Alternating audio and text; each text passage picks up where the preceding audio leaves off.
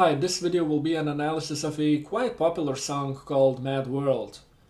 Originally the song is by T.S. Fafias, but also there is a very popular cover of this song performed by Gary Jules. And just a quick preface, I got to know this song, the Gary Jules version of this song, by watching a movie, Donnie Darko. And I quite liked this movie when I was a teenager.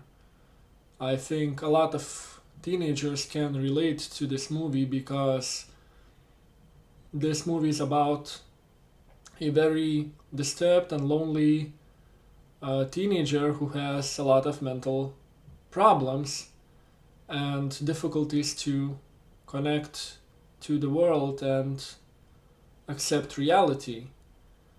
Donnie Darko actually is diagnosed of paranoid schizophrenia, I think. And even though I wasn't diagnosed with any mental illness when I was a teenager, I quite connected with the main character, I think on an unconscious level, because I had a lot of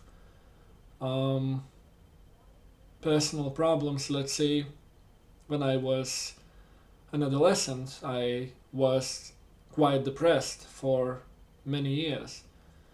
So this movie resonated with me, and I also liked this song, Mad World, that I will talk about right now. So let's go to the lyrics. The song starts with "All around me are familiar faces, worn out places, worn out faces." So this lyrical me, or whatever you want to call it, this person that is the main character of this song, talks about being surrounded by familiar people and they are quite tired. There's this tiredness in their face, and they are also in a very familiar place, and bright and early for their daily races means that they perform the same routine over and over again. They get up early in the morning and go to their daily races, which can be also understood as being in this rat race. Rat race is a term, I think, popularized by Robert Kiyosaki in his financial book, or economical book, or a book about financial freedom, where he talks about being in a rat race where you just live day by day, being in this rat race, rat circle. You basically work to survive, and you don't enjoy your life, and you don't have a clear goal, and you just basically repeat what you have heard. I will expand on that later. So bright and early for their daily races, going nowhere, going nowhere. So as I've said, it gets you nowhere. You just get up in the morning and you go where you have to go, and you perform tasks that you have to perform. And this person that is in the song, I think, is part of this, and also he observes this kind of environment. The tears are filling up their glasses. So these people are sad and depressed, but no expression. No expression means that they hold those feelings inside. They don't express them. Hide my head, I want to drown my sorrow. No tomorrow, no tomorrow. So you just hide your head, you hide your feelings, you hide your experiences. And this person, I would assume, is a teenager, because this movie is about teenagers, and the video of the song is about school life. So a lot of teenagers feel like this. They feel very depressed and hurt and confused and misunderstood, and neglected and abandonment and disconnected basically from the world, from reality. And I find it kind of funny, I find it kind of sad. The dreams in which I'm dying are the best I've ever had. So this is not funny, but sometimes people use laughter and say that something's funny when actually something is very tragic, and this helps to avoid those unpleasant feelings or minimize them. And also, one might say that something is funny when it's absurd. So this, I think, applies here too, because the dreams in which I'm dying are the best I've ever had means that this person is in pain and has thoughts or dreams about dying and feels good about it. He wants to escape reality because it's too painful to be here. I have another video on suicide, so you might want to check this video out too. So I don't want to repeat myself here. Yes, this person wants to die, he's unhappy, he's depressed. I assume it's he, but because I'm thinking about Donnie Darko. But it can be she. I mean, as I've said, a lot of people can relate to this song, and it's not a coincidence. I find it hard to tell you, I find it hard to take. So this person, as explained before, has difficulties expressing their feelings because, as I've said, they feel disconnected and misunderstood and lonely and abandoned and neglected, etc. I find it hard to take, and if they need validation from outside, but they can't get it because these people are not very healthy too, and I find it hard to take. And at the same time, this person has to accept this reality about themselves and about their environment, about this mad world where people just live without thinking. And this might be the place to expand on that, on those things that I've mentioned before about rat race and doing what you basically think you have to do. So a lot of people think that there's this scenario that you have to live by. Basically, you are born, you go to kindergarten, then you go to school, then you go to university, then you finish university, you get a job, you find a partner, you get married, you have children, then you work, you go to work, and this continues for about 40 years, and then you retire, and then you die. This is a very popular scenario. More or less, a lot of people live by this kind of scenario without even thinking, without even knowing consciously what their goals are, without being connected with themselves and with their feelings and with their past.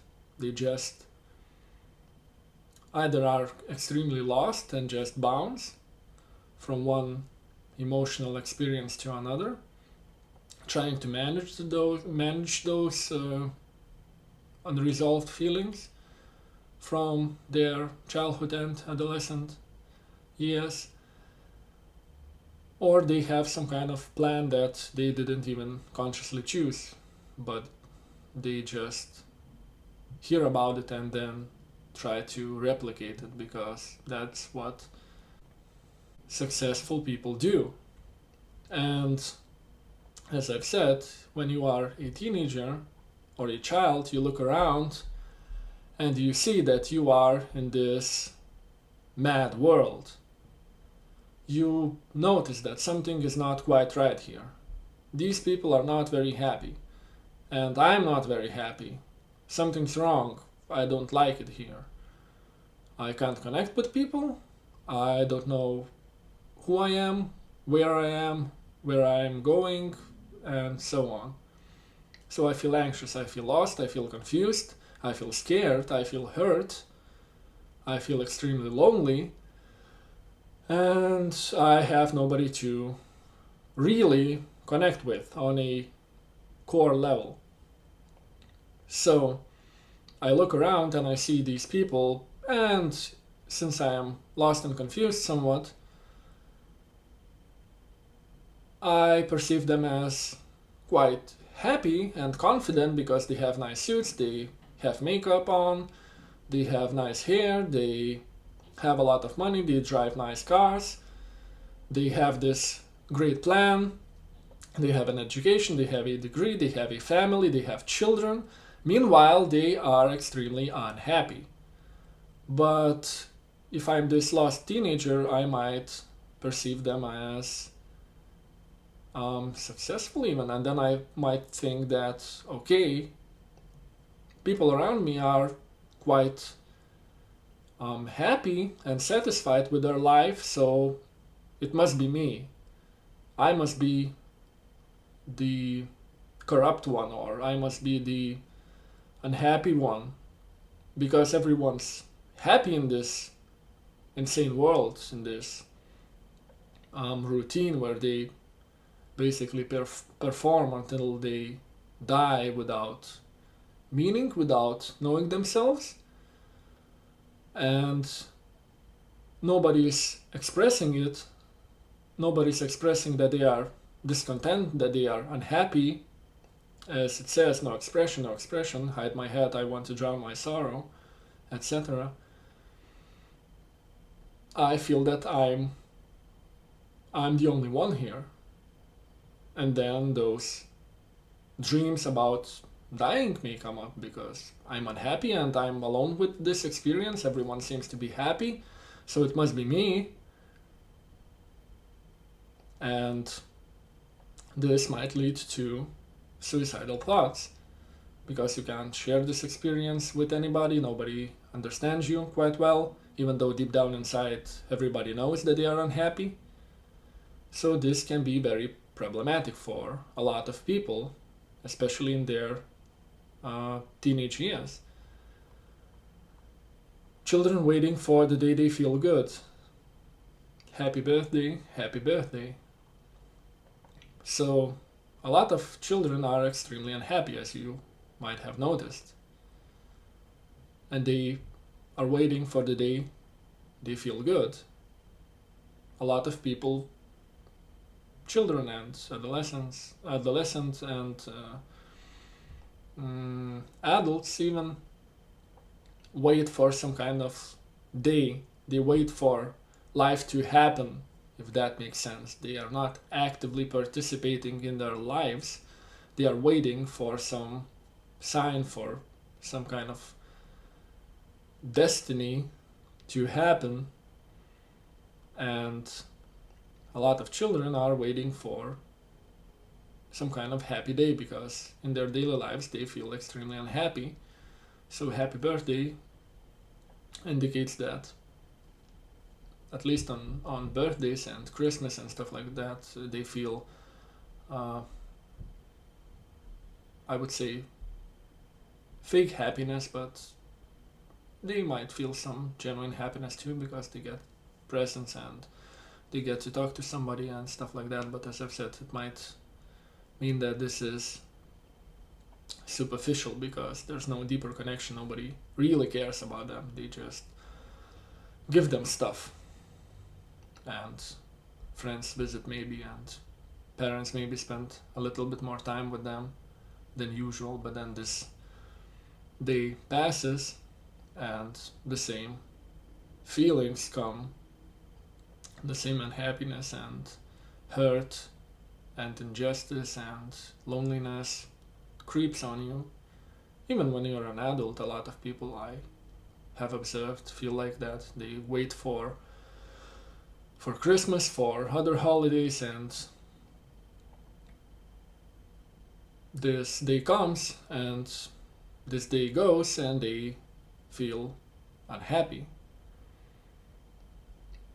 So children waiting for the day they feel good, happy birthday, and to feel the way that every child should. Of course, every child should feel happy each and every day, and they don't have to wait to something good to happen. They don't have to wait for a birthday or Christmas. Sit and listen, sit and listen. So this indicates that most likely this person is in school, where you have to sit and listen, or even at home. I mean, I have observed a lot of people raise their children as if they were some retarded pets. They don't relate to children as equals, as human beings, which children are. They are human beings. So a lot of people just command their children, or a lot of teachers do that, and when you are in school, you are in this closed environment where you have to sit and listen, and nobody really cares about you, and this forced socialization is extremely unhealthy. This prison-like environment, there's even this, you might have seen it, there's this picture on the internet where on one side there are characteristics of a prison, and on the other side there are characteristics of a school, and these are quite the same. I mean, you have a closed, locked environment, you have an authority figure which you have to obey, you have to listen to. You have to raise your hand if you want to go take a pee.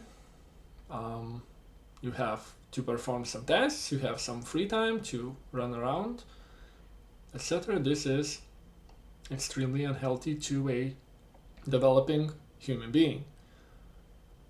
So the sit and listen thing is extremely popular and extremely traumatizing to almost everyone. Went to school and I was very nervous. So this is how a lot of children feel. In my school, everyone was unhappy, and I've observed a lot of people from a lot of different environments, and basically nobody likes school. I mean, some of them like some aspects, but same applies if you are in prison. You can exercise, you can eat, you can socialize, and you make the best of the environment that you are in. This does not necessarily mean that this environment is healthy for you. So went to school and I was very nervous. Yes, a lot of people feel extremely nervous. No one knew me. Yes, they feel lonely, and as I've said, you can't really connect because this is forced association. You can't choose when to go to school. You can't choose with whom you interact. I mean, you have some kind of option with whom to interact, but this is extremely limited compared to a free environment where you can just go to a person and talk to them as an equal human being. Hello teacher, tell me what's my lesson. So this is what happens in school. You say hello to the teacher, he is the authority or she is the authority figure, and they know what's your lesson, they know what you have to learn. Nobody asks you whether you would like to learn something or not, and the same applies to a lot of home environments where nobody asks you what would you like to do, what would you like to go, where do you like to go. Basically, a lot of parents just say, okay, right now you are doing this and we are going here and then we are going there, but nobody really asks, especially in school, nobody asks you what would you like to learn. Look right through me, this is what I mean. Nobody really sees you as you are.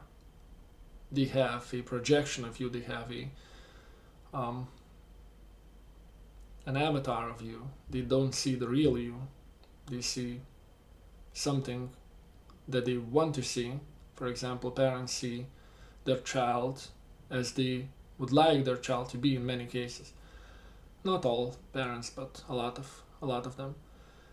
And in school too. I mean, if you are one teacher and you have full classroom of children, you can't connect with them on a personal level.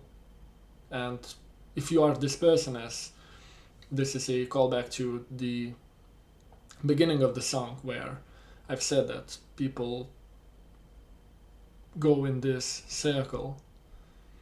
So if you are this person, a teacher who goes each and every morning in school, and you have to get up early and you have this classroom of unruly children and you may not even like your job and this is a routine for you, you don't really care about those children then. I mean, you just make the best of your day and without even thinking. I mean, especially after, let's say, 5 or 10 years. I mean, I have seen a lot of young and new teachers who are enthusiastic about their jobs and they really like interacting with children and they really want to make the best of this prison-like environment. But a lot of teachers are really bad, actually, extremely incompetent. So if you are this person who goes each and every morning in this kind of environment to work and you don't really like your job, you can't care about your students. So yeah, this is pretty much what I think about the song. Feel free to leave a comment and I'll end it here. Feel free to share this video and talk to you soon. Bye!